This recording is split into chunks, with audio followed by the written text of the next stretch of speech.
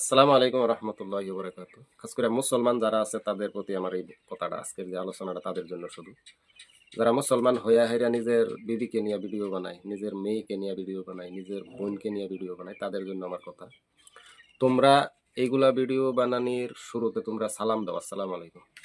তোমাদেরকে আজকে বিনম্রভাবে অনুরোধ করতেছি, তোমরা ভিডিও এইগুলা কাপল ব্লগ যেগুলো নাকি ইসলামে হারাম, এই হারাম কাজ শুরু করার আগে তোমরা সালাম দিও না। যে আজকে থেকে তোমাদের সালাম দেওয়া আজকে থেকে তোমাদের প্রতি নাজায়েজ।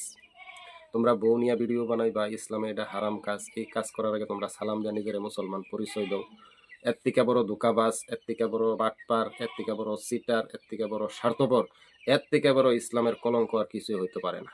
তাই জন্য বাংলাদেশ, ভারত, আসাম, যত জায়গা তোমরা কাপল ব্লগ বানাইতেছো তোমাদেরকে কইতেছি, তোমরা ভিডিও বানানির আগে এইগুলা তোমরা নাজায়েজ হারাম কাম করার আগে তোমরা সালাম দিবা না।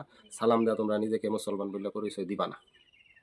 তোমরা যদি নিজেকে মুসলমান বলে পরিচয় দিতে চাও তাহলে তোমরা এইগুলা ফাহেসাত, এইগুলা এইগুলা নাজায়েজ কাম তোমরা কেন করবা? এটা হচ্ছে আমার তোমাদের প্রতি প্রশ্ন।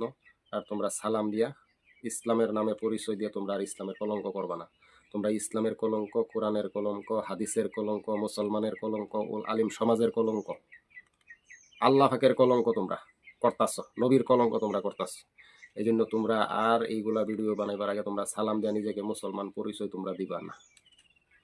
এটাই আমার তোমাদের প্রতি